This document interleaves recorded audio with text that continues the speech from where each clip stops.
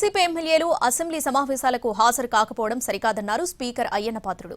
ఇవాల్టి నుంచి అసెంబ్లీ సమావేశాలు ప్రారంభం కానుండటంతో సీఎస్ డీజీపీ ఉన్నతాధికారులతో స్పీకర్ సమావేశమయ్యారు. సమావేశాలకు కట్టుదిట్టమైన భద్రతా ఏర్పాట్లు చేయాలని ఆదేశించారు. సమావేశాల్లో సభ్యులకు ఎలాంటి ఇబ్బంది లేకుండా ఏర్పాట్లు చేయాలని సూచించారు. ప్రశ్నోత్తరాల్లో సభ్యులకు సమాధానాలు సకాలంలో చేరాలన్నారు. ఎమ్మెల్యేలంతా సమావేశాలకు హాజరై నియోజకవర్గ సమస్యలపై మాట్లాడాలన్నారు. వైసీపీ సభ్యులకు తగిన సమయం ఇచ్చే బాధ్యత తనదన్నారు స్పీకర్ అయ్యన్న.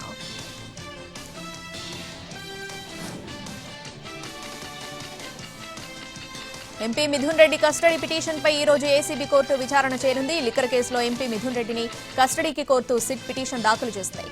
5 రోజుల కస్టడీ కోరుతూ ఏసీబీ కోర్టులో పిటిషన్ వేశారు సిట్ అధికారులు. లిక్కర్ కేసులో రిమాండ్ ఖైదీగా రాజమండ్రి సెంట్రల్ జైల్లో ఉన్నారు మిథున్ రెడ్డి.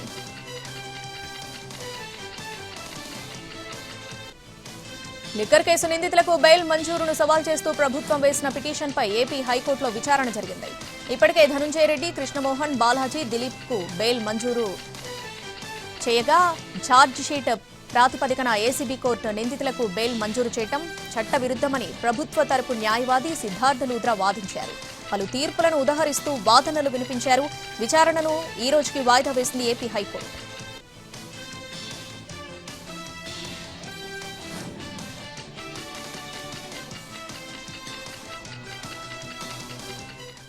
న్యూస్ తెలంగాణ విద్యాశాఖకు సంబంధించి సీఎం రేవంత్ రెడ్డి కీలక నిర్ణయం తీసుకున్నారు. విద్యా విధానంలో సమూల మార్పులు ప్రక్షాళన చేయాలని నిర్ణయం తీసుకున్నారు. నూతన విద్యా పాలసీ వల్ల విద్యా విధానంలో మార్పులతో పాటు పేదరిక నిర్మూలన జరగాలన్నారు సీఎం. ఓపెన్ మార్కెట్ కారణంగా అంతర్జాతీయ స్థాయికి మన విద్యా విధానం సరితూగడం లేదన్నారు. ఏటా 1,10,000 మంది ఇంజనీర్లు ఉత్తీర్ణులవుతూ ఉండగా వారిలో 15% మందికి మాత్రమే ఉద్యోగాలు లభిస్తున్నాయన్నారు ముఖ్యమంత్రి రేవంత్.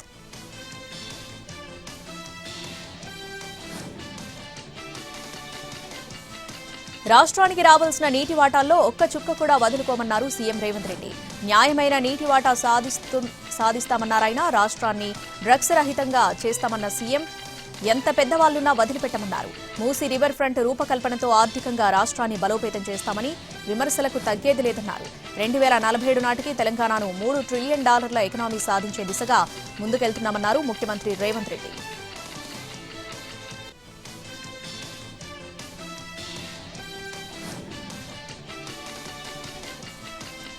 పార్టీ ఫిరాయింపు ఆరోపణలు ఎదుర్కొంటున్న 10 మంది ఎమ్మెల్యేల విషయం త్వరలోనే తేలిపోతుందన్నారు మంత్రి శ్రీధర్ బాబు. ఇది స్పీకర్ పరిధిలోనిదని త్వరలోనే పరిష్కారం అవుతుందన్నారు. ఇప్పటికే వారి అభిప్రాయాలను అఫిడవిట్ల రూపంలో అందించారన్నారు మంత్రి. ఇప్పటికే కోర్టులో దీనిపై వాద్యం ఉందని గుర్తు చేశారు మంత్రి.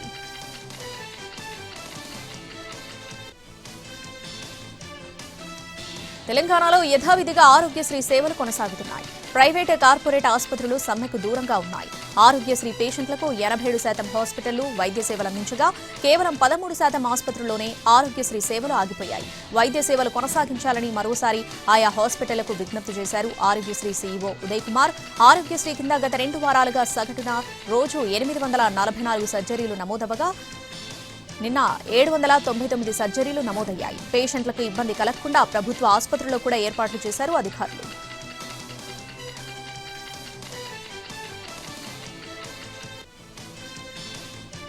రాజన్న సిరిసిల్ల జిల్లా కలెక్టర్ సందీప్ కుమార్ ఝాపై హైకోర్టు వారెంట్ జారీ చేసింది. మిట్మానేరు ప్రాజెక్టు నిర్మాణం కారణంగా సొంత ఇంటిని కోల్పోయిన చీర్లవంచ గ్రామానికి చెందిన నిర్వాసితుడు వేల్పుల ఎల్లయ్య పరిహారం కోసం ఎన్నిసార్లు అధికారులను సంప్రదించినా ఫలితం లేకపోయింది. చివరికి న్యాయస్థానాన్ని ఆశ్రయించినా ఆయనకు గత జూన్ నెలలోనే హైకోర్టు అనుకూలంగా తీర్పిచ్చింది. ఎల్లయ్యకు తక్షణమే పరిహారం చెల్లించాలని కోర్టు ఆదేశాలు జారీ చేసింది. అయితే అధికారులు ఈ తీర్పును అమలు చేయకపోవడంతో ఎల్లయ్య మళ్లీ కోర్టును ఆశ్రయించారు. ఇదే సమయంలో పరిహారం చెల్లించకపోవడమే కాకుండా నిన్న జిల్లా కలెక్టర్ స్వయంగా కోర్టుకు హాజరు కాలేదు. దీంతో విచారణ జరిపిన న్యాయమూర్తి కలెక్టర్ సందీప్ కుమార్ ఝాపై నాన్ వేలబుల్ వారెంట్ జారీ చేశారు.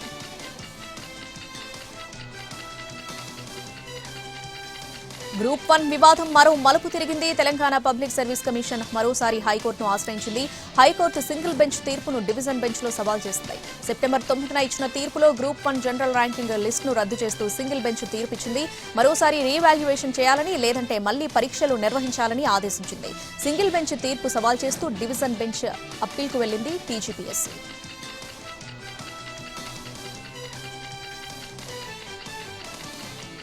ప్రముఖ రియల్ ఎస్టేట్ సంస్థ వాసవి కార్పొరేట్ ఆఫీసులో నిన్న ఉదయం నుంచి ఐటీ సోదాలు జరుగుతున్నాయి. క్యాప్స్ గోల్డ్ కు అనుబంధంగా ఉన్న వాసవి సంస్థలో డైరెక్టర్ గా ఉన్న అభిషేక్ సౌమ్య కంపెనీలో సైతం ఐటీ సోదాలు చేస్తున్నాయి. అభిషేక్ సౌమ్య క్యాప్స్ గోల్డ్ సంస్థలో కూడా డైరెక్టర్లుగా ఉన్నారు. వాసవికి సంబంధించిన 62 కంపెనీల వివరాలపై ఐటీ అధికారులు ఆరా తీస్తున్నారు.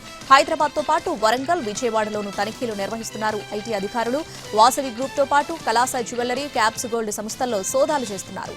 చందా శ్రీనివాసరావుతో పాటు చందా అభిషేక్, చందా సుధీర్ నివాసాల్లోనూ అధికారులు దాడులు నిర్వహిస్తున్నారు.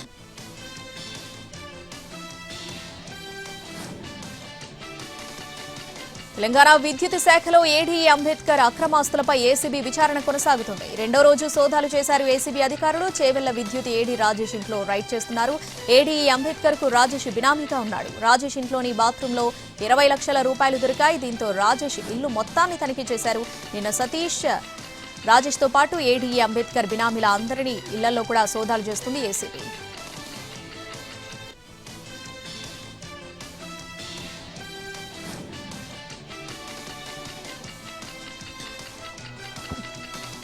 యాదాద్రి జిల్లా నారాయణపురంలో RRR అలైన్మెంట్ మార్చాలంటూ రైతులు చేస్తున్న ఆందోళన తీవ్రతరమవుతుంది. గుడి మల్కాపురంలో భూమి కోల్పోతున్న రైతులు రాస్తారోకో చేశారు. రైతు కన్నీళ్లు పెడితే దేశానికి మంచిది కాదని చెబుతున్నారు. అలైన్మెంట్ మార్చేంత వరకు ఉద్యమం కొనసాగుతూనే ఉంటుందని ఆవేదన వ్యక్తం చేస్తున్నారు భూ బాధితులు.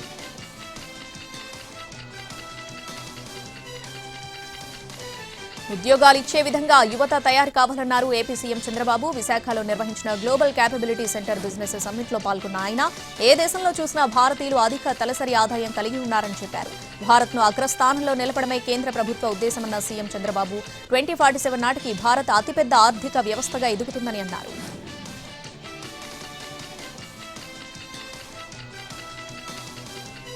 మాజీ మంత్రి జోగి రమేష్ ను అరెస్ట్ చేశారు పోలీసులు. ఎన్టీఆర్ జిల్లా మైలవరం నియోజకవర్గం ఇబ్రహీంపట్నంలో ఉద్రిక్త పరిస్థితుల మధ్య అరెస్ట్ చేసి భవానీపురం పోలీస్ స్టేషన్ కు తరలించారు.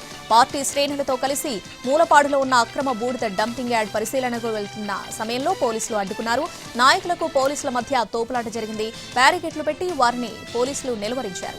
కార్యకర్తలు, నాయకులు నెట్టుకుని వెళ్లే ప్రయత్నం చేసినా పోలీసులు వారిని ఎటూ కదలనివ్వలేదు. ఉద్రిక్త పరిస్థితుల మధ్య జోగి రమేష్ ను అరెస్ట్ చేశారు పోలీసులు.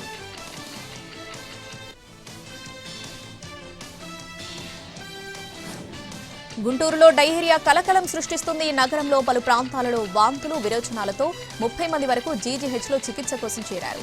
పాత గుంటూరు, ఆర్టీసీ కాలనీ, రెడ్ల బజార్, బుచ్చయ్య తోట, నల్ల చెరువు, రెడ్డిపాలెం ప్రాంతాల నుంచి బాధితులొచ్చారు. వీరందరికీ డయేరియా అనుమానిత లక్షణాలున్నట్లు వైద్యులు అనుమానిస్తున్నారు. జీజీహెచ్ ప్రత్యేక వార్డులో బాధితులను ఉంచి డాక్టర్లు చికిత్స అందిస్తున్నారు.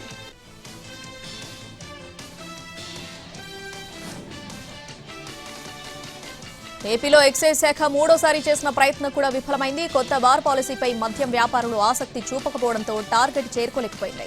నిన్నటితో ముగిసిన గడువులో రాష్ట్ర వ్యాప్తంగా 428 జనరల్ బార్లు, 4 గీత కులాలు కలిపి 432 బార్లకు నోటిఫికేషన్ జారీ చేశారు. నిన్నటి వరకు 1370 ఎన్రోల్మెంట్లు నమోదయ్యాయి. వాటిలో కేవలం 397 దరఖాస్తులు మాత్రమే సమర్పించబడ్డాయి. వీటిలో 138 బార్లకు 4 దాటిన ఎన్రోల్మెంట్లు, 96 బార్లకు 4 దాటిన ఫైనల్ సబ్మిషన్లు నమోదయ్యాయి. ఇక ఈ రోజు 96 బార్లకు టెండర్లు పిలువనుంది ఎక్సైజ్ శాఖ. మిగిలిన 336 బార్ల కోసం మరోసారి నోటిఫికేషన్ జారీ చేయనుంది.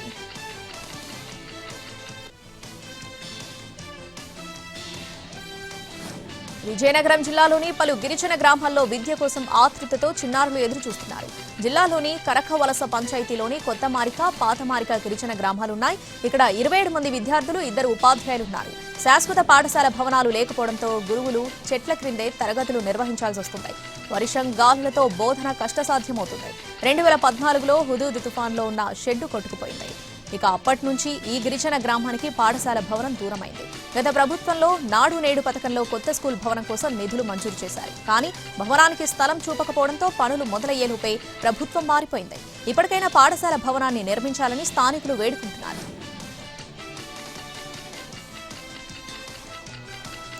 దేవాదాయ భూముల్లో విజయవాడ ఉత్సవ్ నిర్వహణకు ఏపీ హైకోర్టు గ్రీన్ సిగ్నల్ ఇచ్చింది. విజయవాడ ఉత్సవ్ కోసం దేవాదాయ భూముల్లో పనులపై సింగిల్ బెంచ్ ఇచ్చిన ఆదేశాలపై హైకోర్టు డివిజన్ బెంచ్ స్టే ఇచ్చింది. దేవస్థానంలో భూముల ఎగ్జిబిషన్ నిర్వహణను హైకోర్టు సింగిల్ బెంచ్ తప్పుపట్టింది. వాణిజ్యపరంగా ఆ భూమిని వినియోగించవద్దని ఆదేశించింది. అయితే సింగిల్ బెంచ్ ఆదేశాలపై డివిజన్ బెంచ్కు వెళ్లారు నిర్వాహకులు.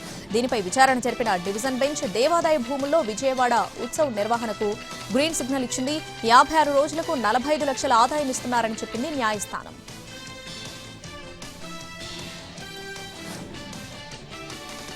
భారత పౌరుల ప్రయోజనాలను కాపాడేందుకు ఎంతవరకైనా వెళ్తామన్నారు ప్రధాని మోడీ.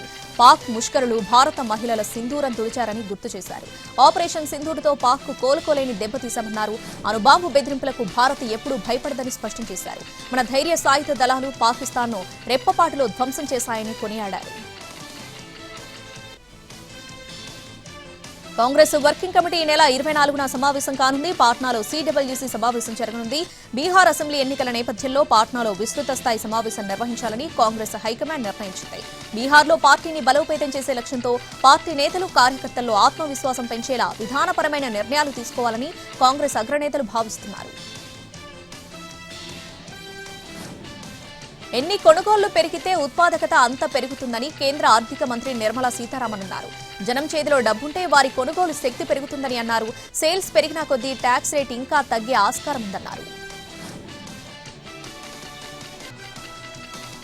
జీఎస్టీ 2.0 ఆటోమొబైల్ ఇండస్ట్రీని షేక్ చేస్తుంది. గణనీయంగా తగ్గిన కార్ల ధరలతో విశాఖలో బుకింగ్స్ ఊపందుకున్నాయి. కంపెనీలు పండుగ డిస్కౌంట్ ఆఫర్లు ప్రకటించడంతో చిన్న కార్లు మార్కెట్ ఊపందుకుంటాయి.